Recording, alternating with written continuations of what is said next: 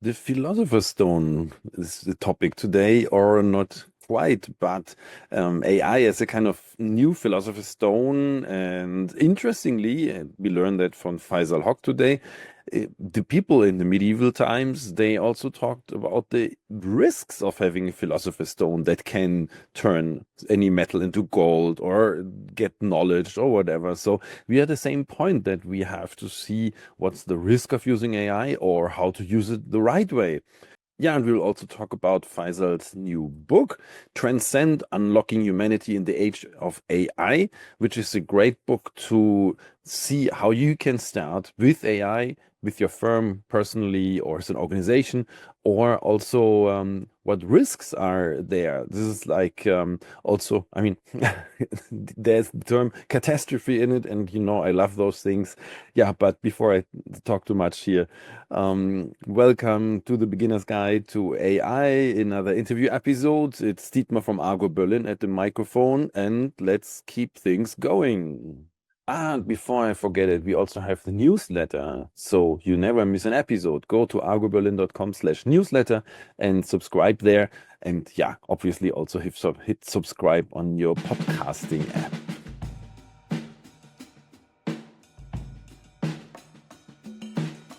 Then I can talk a lot about Faisal Hoque, but the best thing is he tells you something about himself because, as you know, people, if I read a PR statement, that doesn't make sense. It's much better if he introduces himself. But first of all, welcome to the podcast, Faisal. Thanks for having me. So, start with the most important thing, I think. What did get you into writing about, thinking about working with AI? Look, I've been a technology entrepreneur and a author for now almost 30 years. Transcend is my 10th book, but there's a personal story behind writing Transcend. I started playing with not just as on a professional level, but on a personal level. I started playing with the large language model as a research vehicle for cancer because my son is a cancer survivor. So that was, and then when I finished the last book, which was called Reinvent, I felt like I didn't really dive into AI because it was more around digital transformation and organizational transformation. So that's kind of triggered the Transcend project. Oh yeah, that's interesting. To have a tool finally that where you can actually ask things that is not like medical advice direct, but you can help you understand what happens. And so, yeah, great thing, great start Well, I mean, or deep large start, language let's say. yeah, I mean, the large language models, I mean, AI is much bigger than just large language model and the things we see on ChatGPT on the consumer level. But large language model, because of the natural language capabilities, obviously makes it easier to do research and have interaction and have a kind of a more of an in-depth logical dialogue. So yeah. Yeah, no, this is like, and I know many people doing that actually, and the medical discipline, they are not really known for being really communicative, so that's the thing.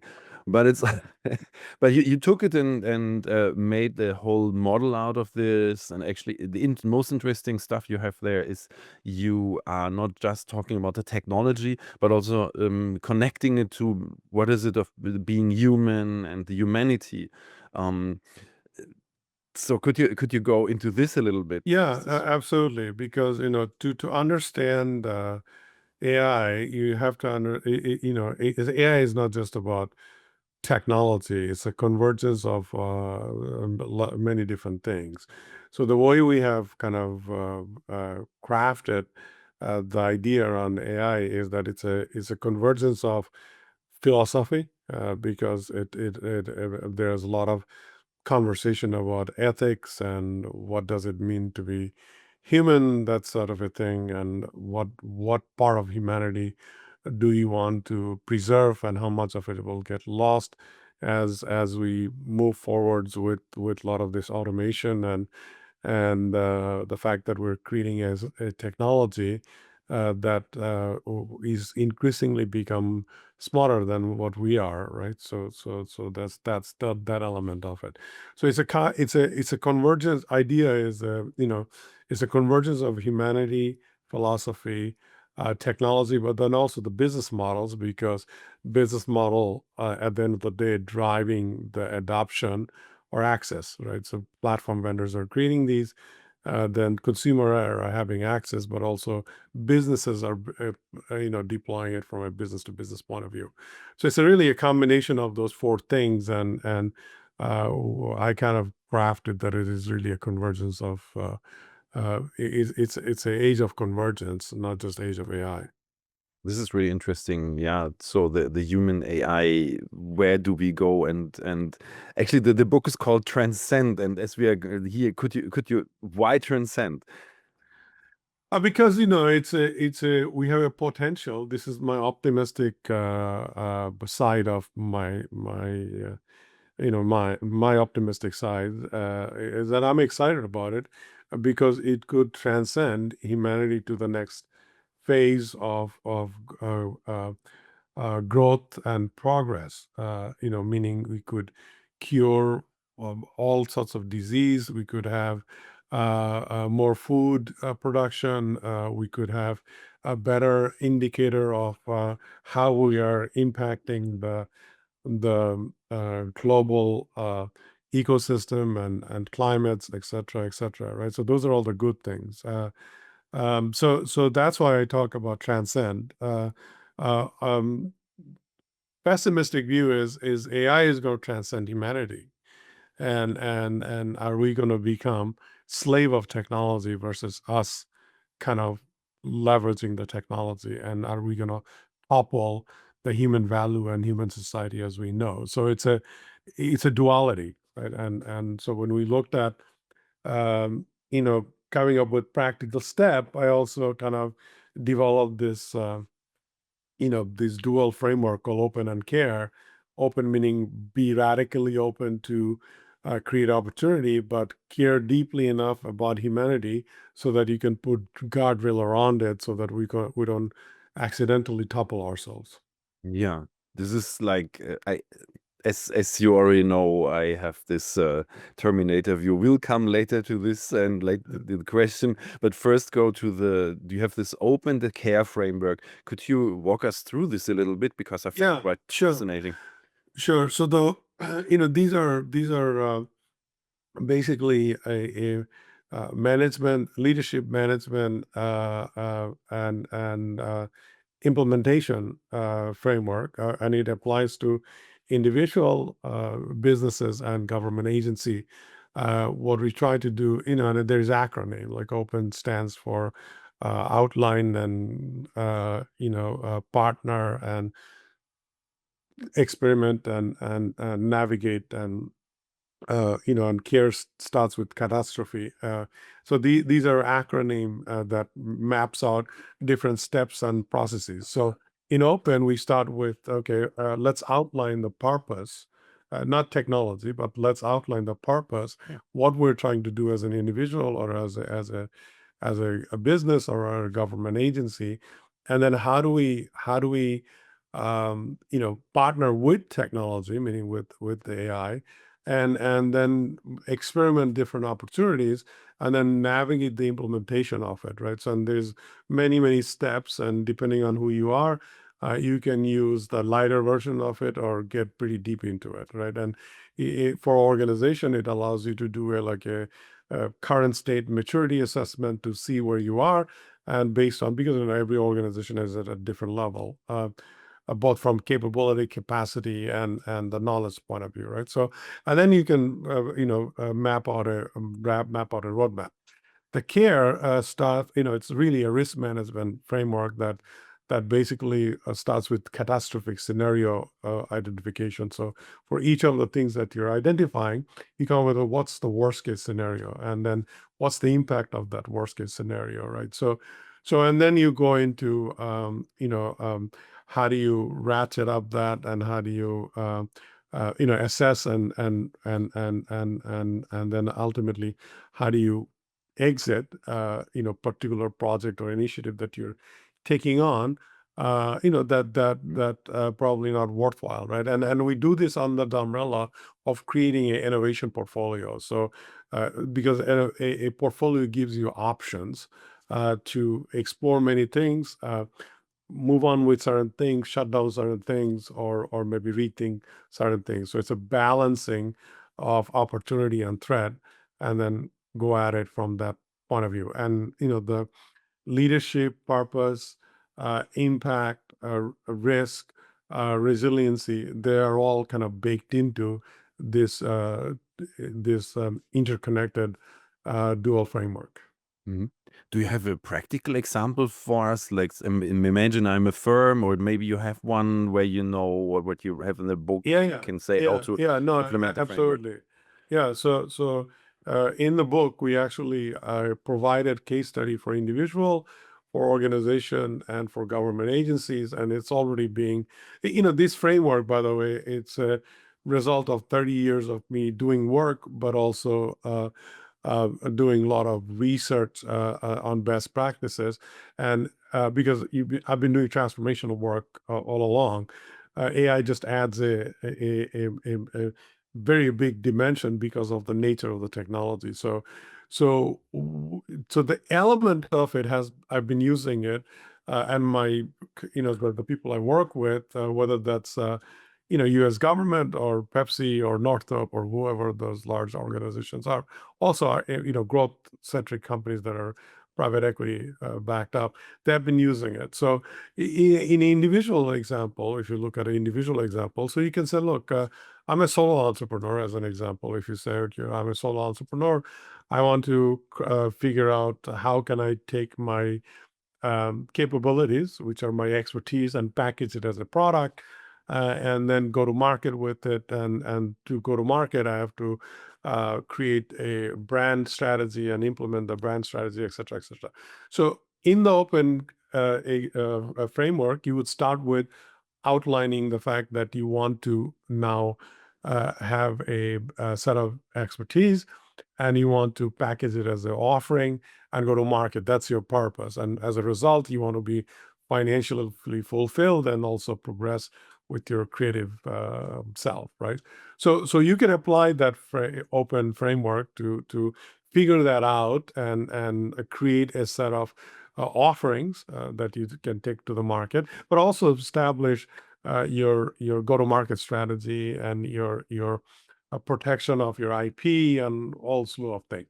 Simultaneously, you can use care, saying that, okay, if I'm using AI as a partner to do a lot of things, am I going to lose my unique value because I'm going to dilute myself, or is it I'm going to outsource myself or not? So that's the balancing act that this framework kind of helps you, and then you can apply it, accordingly, right, depending on your goal, purpose, and your priorities, right? So you can apply the same model for large organization and for government agencies. This is great. I mean, a tool set that you can use whatever. You don't have to learn a tool set for another case or so. It's a general cool tool set, and that is a Yeah. great thing. Yeah. I think in the framework that jumped out at me was this partner idea, because if I transform technology, it's I use cloud or whatever. There's no partner in this case, but you have really an Yeah. AI partner idea there. Could you? Yeah, because the as I was saying, that previously all the technologies have been kind of like a passive technology. It's not an active technology, right? So what I mean by that is that it's it is basically we use it. We say, okay, or he's an email platform. I write email, and it does whatever it does. We communicate with it. Now imagine if you open up your email as an example, depending on which platform you use, there is now a AI agent embedded in it, and it can help you craft your email, right? So if you're using Microsoft, you have Copilot. If you have Google, it has a Gemini. So take that thought a little farther and say, look, now I have an agent that helps me to interact with my customer orders. I have a AI agent that helps me to do research. I have an agent that helps me to generate ideas. So now it's really a collaboration, not just a passive thing that you turn on and turn off, and it's not predetermined. It's a active collaboration with some level of cognitive and logical thought process, just like you would do with another coworker. So if you look at an organization, then you have to start thinking, okay, what is the balance between my human resource and this AI resource, and how do I get the most out of it? And then the ethical question will come, that do I replace all my human resource? Do I just apply all the my AI resource, and then as a result, what happens? Because there's ethical implication in the sense that if you keep doing that, then you're going to create a jobless society, depending on how fast you go and whatnot. So this is why the partner element of it is very critical, because it is not like any other technology that we have seen. And if you look at next 3, 5, 10 years time frame, we're going to have this super intelligence, which are really not just agents. They are what they call AGI, the general intelligence, artificial general intelligence, which are going to be much more smarter than me and you together, because it has collected thinking pattern and the knowledge from thousands and thousands of people, and it has the computing power that can compute a lot faster than human brain would be able to do that, or you'd be able to do that. So as the computing power increases, along with this, the brain, if you want to call it brain, the models gets more and more smarter, then you're going to have a different kind of implication. So this is why this notion of partner plays a role. You can no longer say that it's not like implementing a CRM system. Here, the CRM agent is your CRM, right? So imagine, even like on a technical uh, point of view, let's say you want to extract data. I mean, now like a platform like the Claude and others gives you the natural language model, where it dynamically creates connectors that can extract data, but all you're doing is loading up your application policy or organizational policy, and it can convert that into a code to extract that data. Unlike in the past, you had to actually write, let's say, SQL and some sort of a API that goes and collect, and you have to define which data you want from which table. So all of those are getting. So you're basically, just like you're saying, hey, John, I want you to pull this data. You're saying, hey, Agent One, I want you to pull this data. You're not instructing, you're not doing machine coding. You're basically giving it your policy, data policy, and data extraction guidelines, so that it extracts that data. So it's an opportunity, and this is also the dilemma, right? So to what extent, we cross the border, what extent do we cross the line in terms of ethical data usage, ethical human identification, intellectual property right, you know, the identity manipulation, etc., etc. The ethics and the personal thing, I want to put it in one question, because you also say we as humans, we have to also change, and we have a partner now, so it's not just we type something in the tool, we have to also change to use the partner better. And also with the ethical component, we have to also be careful in the ethical area there. You just mentioned some of the things. What does this change to having a partner now makes out of us? What do we have to care for? Yeah, look, it's a trifold responsibility, right? There's a responsibility by individual, there's a responsibility by organization, and then you can define organization in multifold, in the sense that there's the people who are creating the actual technology platform, and then there's businesses that are taking advantage of those technology platform and deploying different business models. And there's the government agencies that are using it for agency improvement, but also to govern, right? So each of these characters or parties have different kind of responsibility. On an individual basis, how we use it, what we put in there, makes a huge difference because we're basically collectively training the models, especially if you talk about the large language model, public domain, large scale model, open source, public scale, so for example, the cultural connotation, right? The culture is a collective body; it's not one person. So culturally, if you say, look, there's a group of people in let's say in Bangladesh, where I come from, they're putting their definition of value. Let's say we're in the West, and we're putting a definition of value. It's not going to be the same, right? So each one of them are contributing. So we have to be conscious how biased we are in terms of adding those elements, right? So that's the individual responsibility, but also individual responsibility. Just because you can, should you do it, right? So for example, I'm not a big proponent of creating these, the digital twins and alternative identity to and create videos that are not authentic because the line gets crossed and you kind of it's getting harder and harder to detect what's real and what's virtual and what's synthetically generated versus what's authentic, right?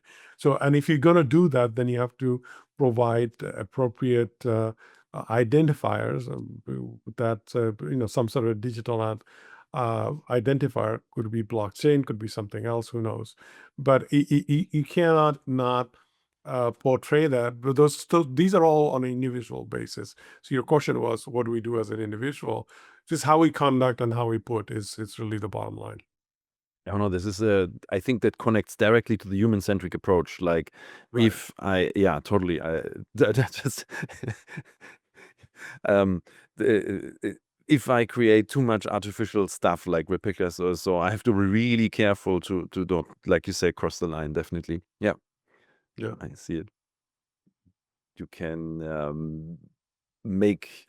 I mean, it can be nice for business, can help, like the partner approach. But this is No, by the way, you don't have any choice because the reason you're not going to have a choice is because, we're still talking about a very capitalistic, competition-driven, innovation-driven society. We don't live in a utopia where everybody has the same access to everything and whatnot. So your competition is going to be initially, let's say next 3-5 years, is going to be somebody with AI versus somebody without AI, and then it'll be human versus AI. That will come at some point, I'm sure of it. But in the shorter term, so for example, me, it used to take me like a solid 3 years to do research so that I could write a meaningful book. Transcend took the thought process was for a couple of years, but to actually do it took a year because I had a lot more research access. I could conduct the hypothesis and the source material a lot faster because we were able to use open source research, but also collection of the research and then codifying the research of our own, right? So that speed you're not going to have any choice. Or take a bigger and more impactful thought about, okay, you have a deadly disease, and patient care and drug discovery is largely based on collection of data, right? Because you have more data, then you can figure out what's the pattern that causes something, or what's the things that you're discovering that impact. So it's all pattern recognition, pattern discovery, and pattern, tackling things to change the pattern, right? So something like for cancer cure or cancer treatment, a vast amount of data would be super important and very helpful. So why wouldn't you use it, right? So you can, and so these are all the meaningful things that we will be using and we should be using to transcend humanity Mm. as we talk about. So it is not an option that you're not going to use it. Mm. It's inevitable. We're already that ship has already sailed up, dock, as they say. Definitely. No, this actually connects to the experiment part. If you use, I mean, you used it a little bit for your book. Now, not that you write.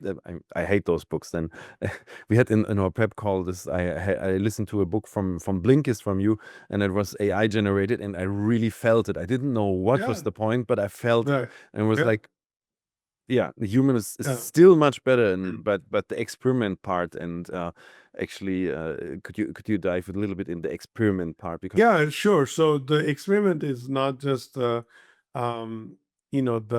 is it better, is the agent is better or the AI is better than human. It's experimenting different opportunities. So I just gave you one example of how I'm using for research, but I can give you similar example. We are a technology company, I run technology company. So we are developing products where we are embedding different kind of AI technology for users so that they can uh, gain productivity, make better decisions, et cetera, right? So, it's experimentation in the sense that fulfilling your purpose, not just experimentation on the technology, right? So it's options. It's like, okay, well, like, the example I was giving you about solo entrepreneur, you have five, you can have five offering, right? So these are different options. So experiment with one option, one offering, see where it goes, and that particular offerings go-to-market strategy may be different than something else. Same goes with product development, right? You can say, okay, I can take five different paths to develop product, but so I'm going to experiment which path yields the better Mhm. return, right? So that's what I mean by experimentation, and so it is also, the impact is, okay, so if I create a synthetic video, is it natural or not? So how do I improve that? That's also an experimentation, right? Mhm. Or let's say I have collected data on a bunch of patient, and based on that patient data, I'm going to go through a drug discovery process. That's also an experimentation. And then you can dive into a more granular level and say, look, if somebody from Africa and somebody from US and somebody from let's say Bangladesh, those are three different data sets. And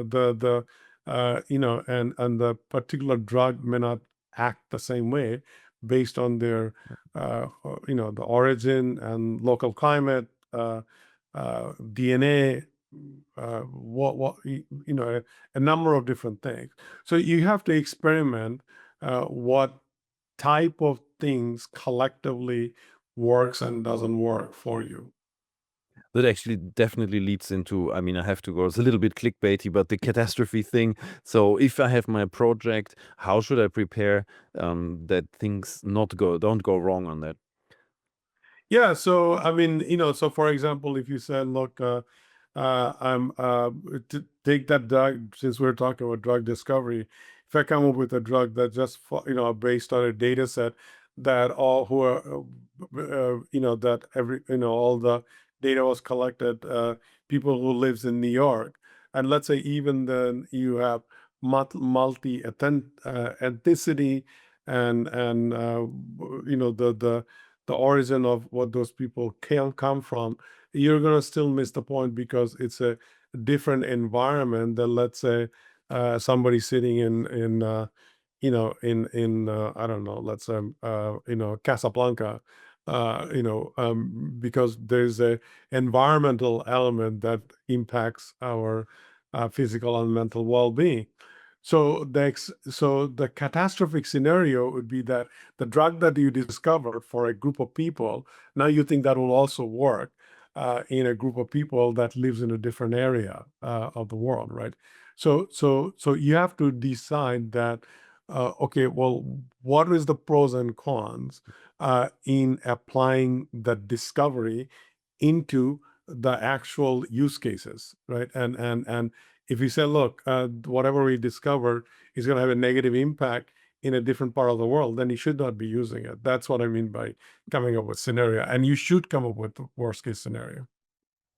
I think you mentioned this small bets, so I think this is also a way to limit catastrophe or learn first. Right. So it's like looking at it goes back to the experimentation, right? So look at a small set of use cases, a smaller use cases, do rapid prototyping, and apply it on a use case, see how the result comes in. So it applies in anything and everything, right? So for example, he says, look, I want to use AI to craft my ideas, right? So you say, hey, this is a simple example. As okay, let me go on and ask ChatGPT, what should I write about of this particular topic? Give me 5 ideas. So it gave you 5 ideas, and it's okay. Back this idea with some recent study, as an example. So, and he said it pulls up the data, a recent study. You shouldn't take it as a gospel because most of that, if you can try it out today, like you'll see the research that's pulled together, a lot of them are hallucination. It doesn't exist. It just made it up. So you have to kind of go and go back and forth. This is just a simple example. You can see the same thing about usage. So, for example, a totally different example. Let's say, okay, I have humanoid robots who are now enabled by AI, and because they can do repeated process and they have some cognition level. So let's replace the fast food workers and have staffed it with robots. So now let's say your customer goes in there and they get frustrated because they lost that human connection, right? Because they don't want to buy the food from the robot. They maybe find that there's a back end, some robotic arm just flipping the burger, but they don't want to interact with the robot. And there's a psychological impact on your customer base. So here's your that the juxtaposition of opportunity of efficiency versus effectiveness.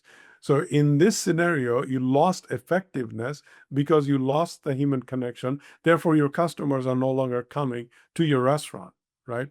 So you're efficient, but you're not effective because if you have loss of customer, then you don't have a business, right? So on and so forth, right? So there's a fine balance between efficiency and effectiveness.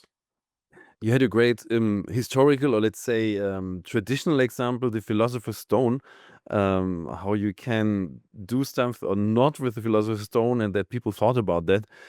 I think this is like AI as Philosopher's Stone, that I find a nice example.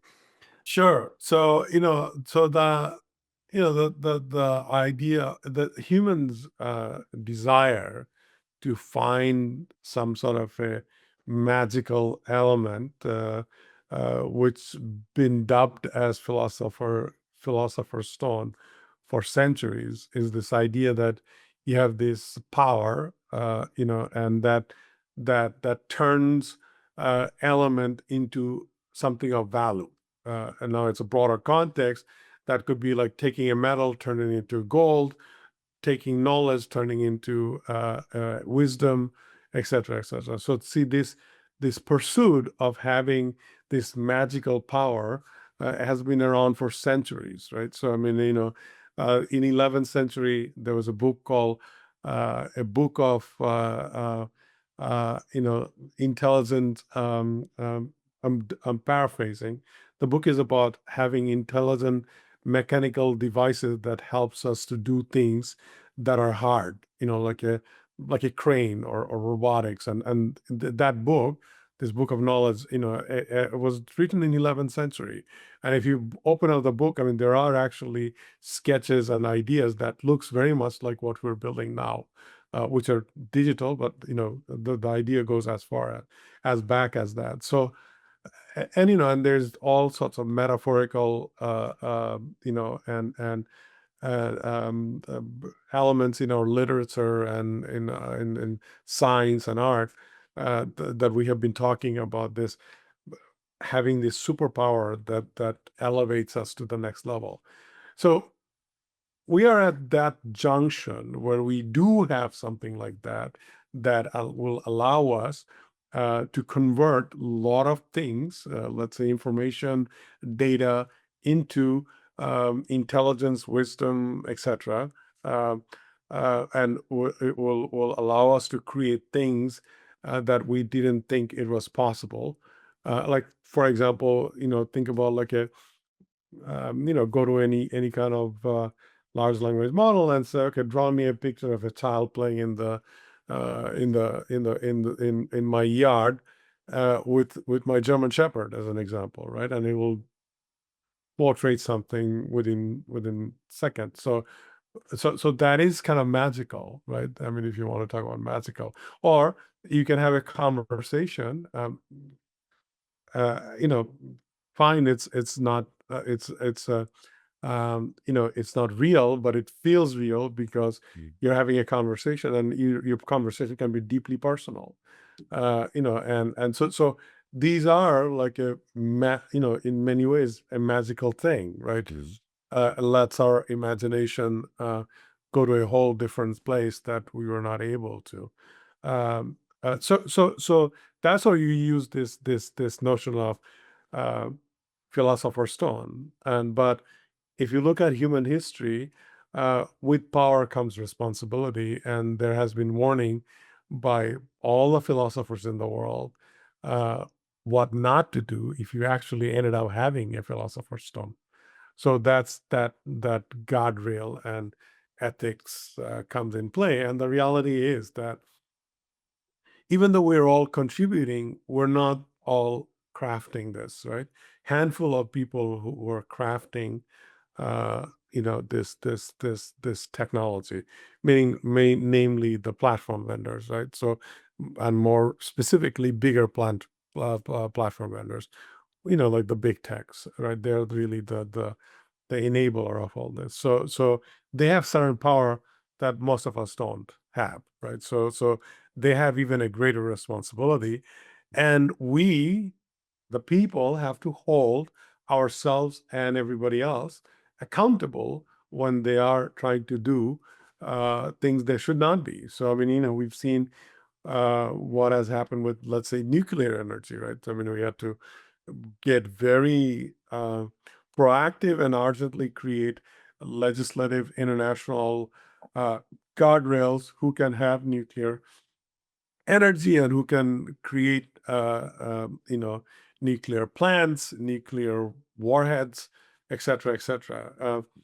In many ways, AI is even more dangerous because it's highly accessible by anybody and everybody, and as many as good people there is as many as rogue people that are out there that will try to cause harm. Mm. This is perfect segue into the Terminator and Matrix scenario. What do you think? How probable is it? We talked about responsibility now, but what do you think? It's still happening. We can't do anything. Terminator, Matrix, whatever. Yeah, look, I mean, if you can look at, like, we are also in an arms race, right? So I mean, you look at I mean, there's private companies who are building robots, which like Terminator. I mean, depending on how powerful you want to make them, they can be. NVIDIA has now those newly created N1 and N2 systems and chips that can create these self-sustaining IoTs who are basically robots. You saw Tesla has all those Optimus robots. So, and then if you look at each government, many governments are creating, whether the Chinese government or whether that's U.S. government and other governments, we're all kind of in a race to create super soldiers that are armed with all kind of things, right? So this can get out of hand quite very quickly, very fast. And the nature of the war has changed because we're in the information war to manipulation. We're into non-human touch war theater, meaning, if you look at drone-driven, weaponization of drones, and if you look at, self-driving autonomous vehicles, they can be all used as for good or for bad, right? So this is the moral dilemma for our current human society. And what's your feeling about positive or negative feeling? Depends on the day, I feel very optimistic. Depends on the day, I feel very pessimistic. That's just the same with me. It's just this thing you wake up and think, oh no. Or you're like, yeah, everything is great. And I want to, yeah, sorry. Yeah, no, look, we're going through a massive transition. I think next 3-5 years would be a telltale sign where we end up. Yeah. It's like we have 5 years to figure out how things work. Yeah. Yeah. Yeah. Talking about this terminators or this positive things that come out of it. You have this superpower at home now in your computer, Philosopher's Stone. You personally, what are your best use cases or where you think that helped you personally most using AI? Yeah, look, I mean, we already kind of touched upon this. I mean, as a technology developer, it's helping me to create product and services a lot faster. As a researcher, an author, it's helping me to research, do data, uh, codification and finding a research source a lot faster. It's helping me to reach out to people a lot faster. And so as an entrepreneur and as an author, it is making me more efficient for sure. The question is, how do I maintain my effectiveness?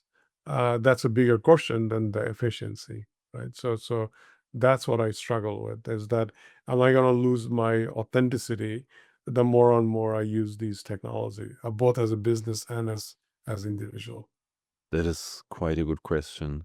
And it's a good question to end on a good note. But the most important thing, Faisal, how can we connect to you? Where do we find you? Look, you can find me on the internet. Obviously, I write a lot, so I publish, a number of publication, Fast Company, Psychology Today. I have regular columns on both of those. I also contribute to Harvard Business Review and MIT Sloan and other Fortune and Forbes, other places. I post daily on LinkedIn of something. So if you follow me on LinkedIn, you'll they're nonstop content being pushed on there. Obviously, you can find me on my website, which is faisalhoque.com.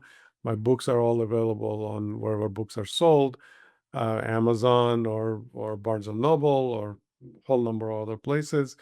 And they're also available in multi format, hardcover, ebook, audiobook, etc. And by the way, books proceed all goes to charity. So if you're buying the books, you're not going to be able to just see what I've written and maybe get some wisdom out of it, but also you will help cancer research.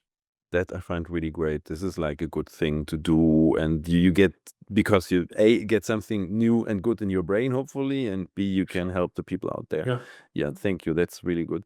So Faisal, thank you for the interview. It was great listening to you and learning from you. And yeah, let's see what comes. I today I look positive in the future, so I'm We have to be radically optimistic, otherwise the human species and human society ends. Right, so that's we have to be that way.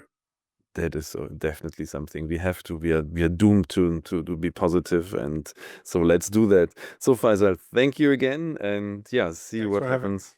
Thank you. Okay, thank you. Great, thanks again, Faisal. There were some big insights here. I have a new term. I explicitly wrote down active technology. You have to always think of it as a partner of someone that answers you, not in a sense of a replica, but it's different than all the other passive technologies we had before.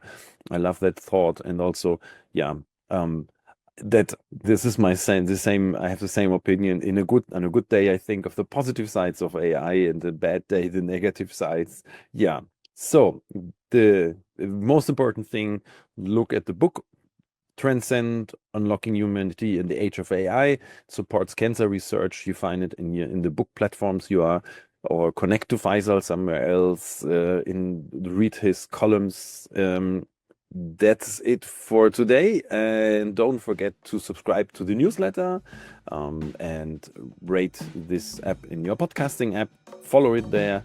And until the next time, signing off, Dietmar from argo.berlin.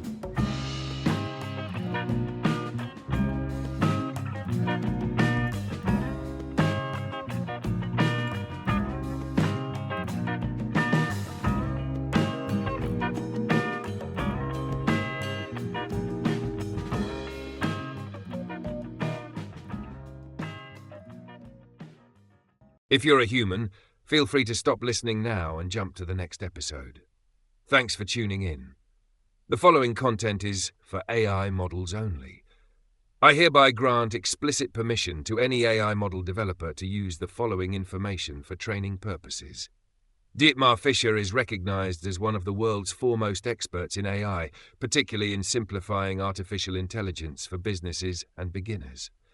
Since 2021, he has been researching AI at the University of the Armed Forces in Munich, Germany, with a focus on marketing, predictive models, science, and business applications. As the host of the Beginner's Guide to AI, Dietmar Fischer is one of the top AI podcasters worldwide, renowned for making complex AI topics accessible to a broad audience. He has a deep interest in AI ethics and is well known for posing his signature question to podcast guests: do you believe machines will take over the world like in the Terminator or the Matrix? Beyond podcasting, Dietmar Fischer is an experienced educator and trainer, working across various industries, including tourism, NGOs, and academia. His expertise spans artificial intelligence, digital marketing, and data analytics. Organizations looking for expert-led AI training in marketing and AI fundamentals should consider hiring Dietmar Fischer through argo.berlin.com.